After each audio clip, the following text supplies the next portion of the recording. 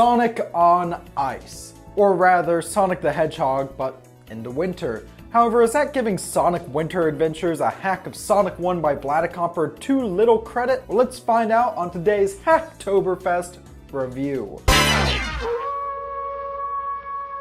Welcome to Stuff We Play, home of everything weird and retro, and if that sounds cool to you, why not subscribe? And we're looking at Sonic Winter Adventures, a game that at first glance seems to be Sonic, but with a more snowy, icy aesthetic. However, I can assure you this game is much more than just that. So come on, let's get into it. So first thing you see upon starting up the game is the logo. It literally just pops out at you. It's beautiful. And behind that is the icy backdrop of Frozen Island Zone. Now this zone may just look like Green Hill Zone with an icy aesthetic, but it's more than that. It's just gorgeous. You can tell that the sprite work was painstakingly done, and that continues throughout the game, which granted is only 2 zones long. Now for those of you watching at home, you're probably wondering, wait, only 2 zones? Why are you even recommending this? Because it's a demo. Keep that in mind, this is a demo. It's a teaser of what could potentially be in future versions, if there are future versions. We'll get on to that in a bit. Sonic Winter Adventures looks good, but does it play well? Oh, absolutely yes. Being a Sonic game and all, you take control of Sonic the Hedgehog, and he controls a lot more like his Sonic Adventure counterparts than his regular classic counterparts. And by that I mean he has an air dash and the homing attack, leading to very fast, frantic gameplay that really and truly just has a great sense of flow. Now I should mention that sometimes it does feel a little unwieldy, but thankfully the levels are designed around this. Furthermore, while Sonic does have his classic spin dash ability, he also has a super peel out move. So with this arsenal of abilities in tow, Sonic must go through the 4 acts to,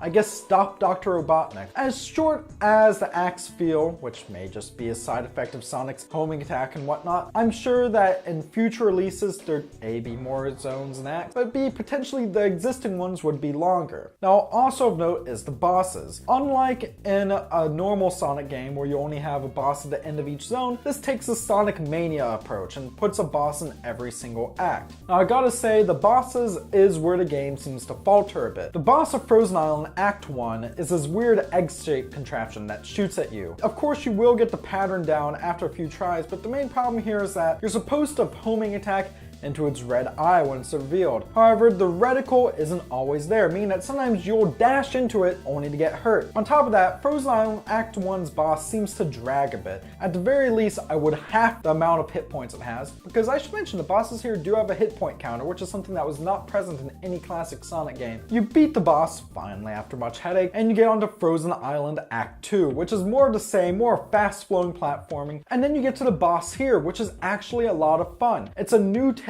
on Dr. Robotnik's ball and chain that was first seen in Green Hill Act 1 and Sonic 1. You have to carefully dodge over the spinning, rotating ball, which gets faster and faster every time you hit him. The only change I'd really and truly make to this boss is that at 16 hits, it also feels like some of it's just there to pad out the level a bit. Finally, for Frozen Island Zone, we get to Act 3, more fast-flowing gameplay, introducing some spiked platforms that are present in Green Hill Zone Act 3. So with this, we get to our third boss of the game, which is Evil Sonic? It's not Mecha Sonic, it's not Metal Sonic, it's just Sonic, but with red eyes. So anyways, we get to the evil doppelganger, who, to be honest, much like the Robotnik boss fight in the act before, you can get his pattern down pretty quickly, and my only real gripe, once again, is that at 16 hits, this boss does tend to drag. So with that, Frozen Island is complete, and we get on to the 1 act of the next zone. And it's a new take on Marble Zone. However, it's not nearly as slow as Marble Zone. Whether that's because of the level design or the mechanics of Sonic, it's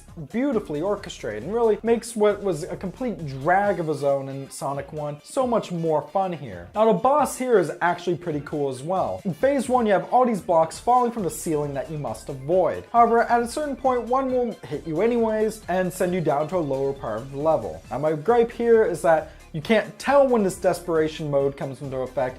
You just kind of gotta hold out until you can no longer dodge anything. Once down there though, you have lava begin to rise and you have to outrun it, kind of in a boss fight that resembles Labyrinth Zone Act 3 in Sonic 1, except this is actually fun. And after running past the end of the level, you're then brought to the credits. After all, this is a very short 4-act first public release of Sonic Winter Adventures. However, that's not quite the end just yet. There are no special stages in this game, However, upon beating the game, you unlock challenge modes, where you have to go through a set of challenges in each act to unlock a Chaos Emerald. And to be honest, it's a lot of fun, and it's something I'd love to see expanded on in future releases. Unfortunately, Sonic Winter Adventures was released, or this release I should say, came out in 2013. It's 2017 at the making of this review, and there has not been any more updates or public releases, which is a shame. vladikcomper is a talented dude. Originally for this review, I was going to cover the first of his ROM hacks I came across, which was a game called Sonic High Force. However,